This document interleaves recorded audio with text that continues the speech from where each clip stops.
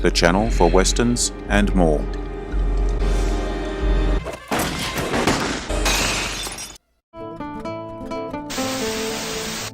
Mr. Culpepper. Why? Because I want to be a cowboy. Well, that's one hell of an ambition, boy.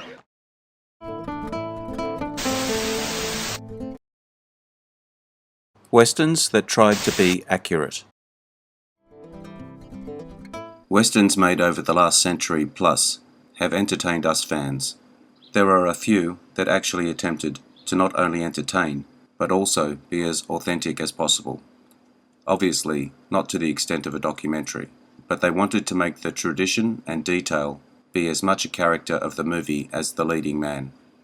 Today we will celebrate and take a look at some of these Western gems. If you enjoy this video, hit the notification button to get my new videos. If you want to check out my many other videos, head over to my channel. The link is in the description. Let's get into it. The Gunfighter, 1950. Even if a Western failed on many levels, the look of the main character could still be perfect. Gregory Peck in The Gunfighter. As one Western fan said, the Western was taught in college as an example of film drama and structure.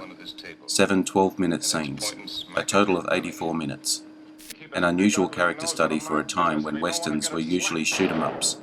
I think it fit in with the 1952 Westerns Viva Zapata and High Noon, but mostly forgotten today. He drew first. Shane, 1951.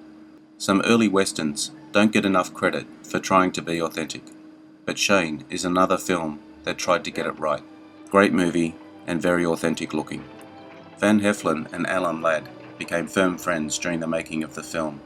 In later years, Heflin's wife said, one of the very rare times she ever saw her husband cry was when he learned of Ladd's premature death.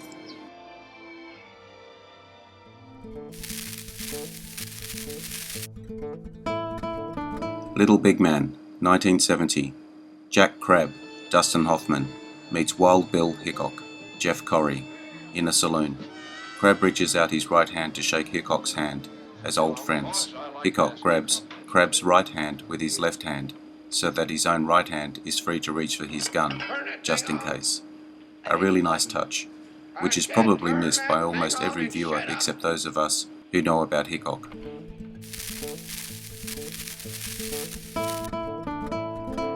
Monty Walsh, 1970. Monty Walsh, with Lee Marvin. Although Marvin and Jack Palance were a bit long in the tooth to play cowboys, they were no worse than the 200-plus pound cavalry troopers. But Monty Walsh deals with so much more. The end of an era. Walsh is having a hard time of it. He wants to move on, but doesn't know how. He has a code, and he can't break it. The last scene kind of says it all. Walsh is alone. He's taking a bead on another one that is outliving his time. A wolf. Once again, he comes full circle. Walsh drops the carbine from his shoulder and asks, "Did I ever tell you about Big Joe Abernathy?" But no one is around to hear his story. He's the last of his kind, just like the wolf.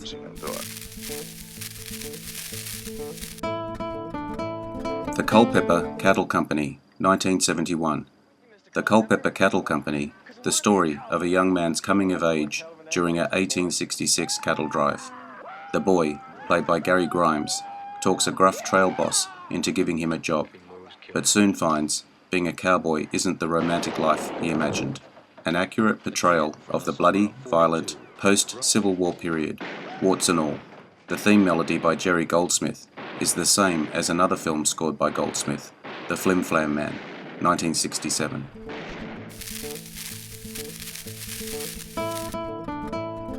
McCabe and Mrs Miller, 1971. The town being built as the movie opens is quite authentic, showing walls and roofs unfinished, and boards hanging out. I like it when we see McCabe, Warren Beatty, sewing his shirt. When was the last time you saw Clint Eastwood or John Wayne sewing? In the saloon, people are talking over each other, and you can see their breath. It's that cold. In fact, what's really great about this Western is the weather. The snow, freezing conditions, and heavy overcoats. It's authentic weather in a Western. Some Westerns get called out for having bad hats or incorrect weapons for the times they are portraying. Here, the geography is dead on.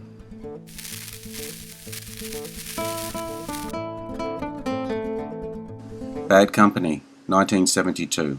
A group of naive boys find that life as desperados in the West is more serious than they understood when they embarked on abortive careers in bushwhacking, violence, betrayal. Somber colours mark this ironic Western. From the opening scene, when boys are shanghaied into fighting in the Civil War, even though they are trying to escape conscription by dressing as girls, to the scene where the leader of the gang of teenage desperados skins a rabbit for the first time. The film is crammed with episodes that startle and enthrall with their realism.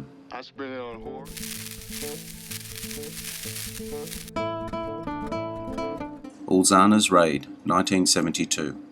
While the costumes in Ozanna's Raid are less than perfect, especially for the cavalry, the gritty script has no US colours flying over a column of hundreds of horse soldiers as they charge with sabres. Instead, a small patrol doggedly follows a frustrating trail of an equally determined, frankly more savvy, Apache enemy.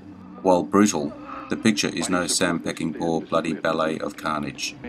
As for Burt Lancaster, he nails the white frontier scout, modelled after Al Seba, a literary figure who could be traced back to James Fenimore Cooper's leather stocking model. Lancaster had a bit of a dress rehearsal for the role, playing the title character in Valdez is Coming from the previous year.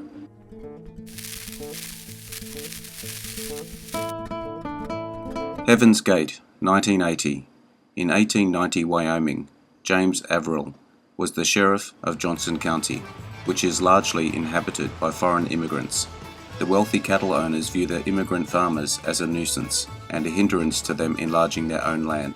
The Cattlemen's Association, the Wyoming Stock Growers Association, effectively declares war on the immigrant farmers and gets the state government's blessing. Of all the westerns Chris Christopherson has acted in, Heaven's Gate is his favourite. The train scene was breathtaking. Hundreds of extras authentically dressed for this train that had to be brought over a mountain in pieces and reassembled for a short sequence.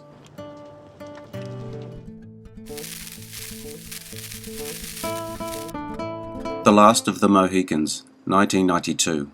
Daniel Day-Lewis nailed Hawkeye in 1992's The Last of the Moheakans, based on James Fenimore Cooper's novel. Lewis's exquisitely crafted La Longue Carbine, nickname for the marksman, which translates as the long rifle, and the movie's letter-perfect 18th century siege, faithfully rendered French and British battle flags, and a host of other carefully crafted visuals, raised this Eastern Western to heights seldom seen in cinema.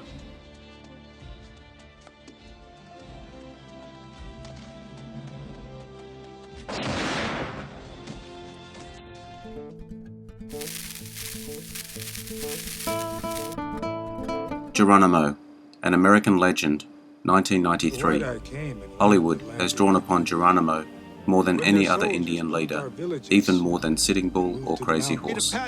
Walter Hill and John Milius teamed up to bring Geronimo's story to the screen in a visually stunning show that, while uneven, paid considerable attention to many fine points. For instance, production designer Joe Alves, under the guidance of Apache technical advisor Michael Darrow, carefully crafted the Apache village, while costume designer Dan Moore made certain both Apaches and cavalrymen alike were decked out in the most accurate film renditions ever released. This included superb field uniforms and even one of the only instances of correct 1880s dress uniforms since the silent era.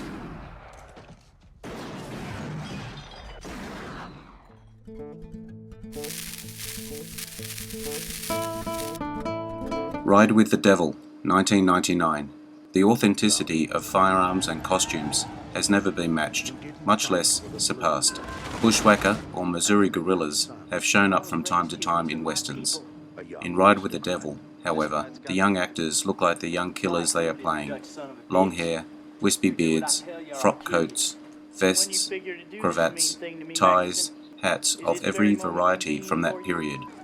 Multiple revolvers festoon their belts, and the authentic 1851 Navy's 1858 Remingtons 1860 armies are Bowie knife and saddles with pommel holsters. Look at historical photographs of these 16 to 20-year-olds and then see their historical reflection in Ride with the Devil. How did Ang Lee do what no American director never did, or choose not to do?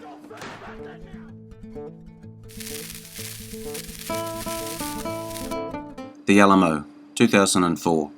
This movie actually tries to follow the history of the battle, including the associated politics of Mexico concerning the empresario system that was used to bring the settlers in.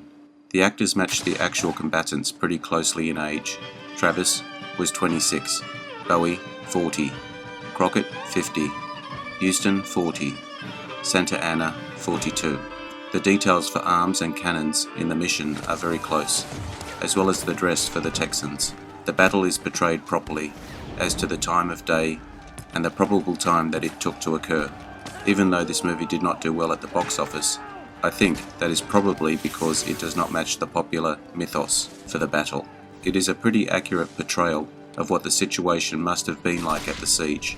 A group of cold, trapped, hopeless men caught up in a situation that got out of control and who received no relief from their friends on the outside.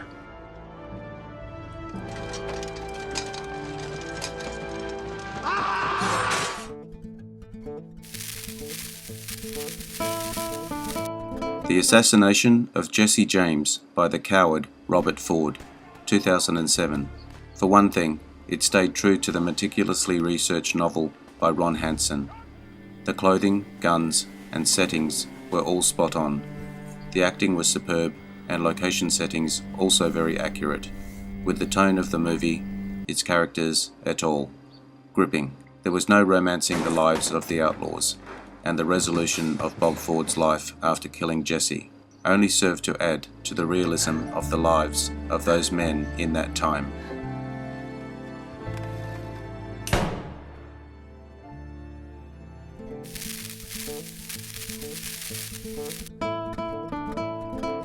Hello to any new viewers on my channel. Thanks for your time today. I hope you enjoyed this video. I appreciate your likes and subscribers.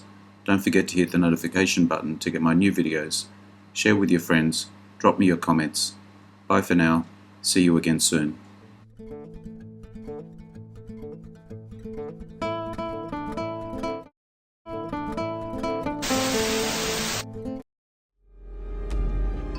The channel for westerns and more.